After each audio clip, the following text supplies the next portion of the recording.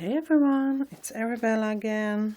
Well, it's been a while, and first of all I want to say hello to my new subscribers, and I was really pleasantly surprised when I saw I had new subscribers, and I didn't even make new videos for a few weeks. So well, I wanted to say welcome and say hello to all my friends and all my family and everybody who is watching my videos.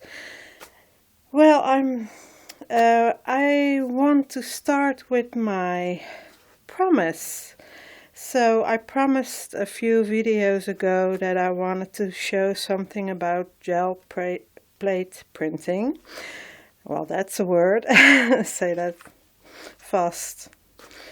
And you will have a tongue twister. So, so first I wanted to show you some of the things that I have made with just my homemade gel plate printing plate, and also wanted to give you some tips what you can do.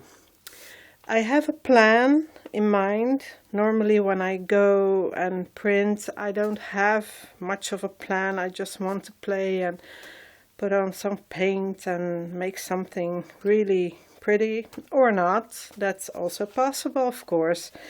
But sometimes they come out really nice. So I had some black paper, for instance, what I have here. I had a black paper which came like sort of a junk mail thing, and it was already a little bit shiny, so I put only a little bit of white on my plate, and I used just the small square one, the 6x6, and made a really funny shape. So some people say they see birds, or some people say they see a woman's face, and all different kinds of things. So I printed it on this one, and this is the faded one, the second print. So this is the first print, and that's why, and that's upside down. So when you see it like this, the same image is over here and the same image is over there, but then the other way around. So that's really a cool thing. So this one I saved, and I Mod Podged it a little bit. So because it is a shiny surface, I was afraid that that paint didn't stay on to it. So that one aside, and this one also I thought it came out really groovy. I don't know another word. And I didn't even use my normal my brayer. Yeah, the words will come to me. But I used a homemade one. Well, it's not really homemade, but I used this one. And it has a little bit of hard edges, so it had a rubbery thing around it, so that you can pull your hairs from your clothing. So that's what it was for. But well, the rubbery thing, it didn't really liked my plate or something, because it was tearing, and then I pulled it off, and this is just sort of paperish cardboard like stuff. So I just rolled it like this, and the edges of the stripes that you see, that is from the these edges. So it made a really cool, well, you can see it.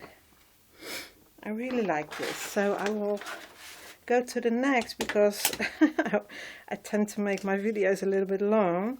This I made with, I had a sort of a relief picture frame with an image of a Buddha, and the Buddha broke. The image broke, and you could hang it up on the wall, and it broke, but I thought maybe if I push it in the gel plate, it will leave an impression, and it did. So I also had a little house, and it looked a little bit like a temple or something. So this is also with two prints from, and here is a print from my little plate. So here I used plants from my garden. I just laid them out and onto the plate with some paint and pressed it, but I could show you, if you want to, how I did that. So this is with homemade packaging. I just pressed homemade packaging, and here I don't know what this is. It was a long time ago, this one, so I'm not really quite sure what I see. So that's not a good idea. So I can't tell you exactly what it is, but it looks like maybe I used some twigs, or I used some wool or something that made this.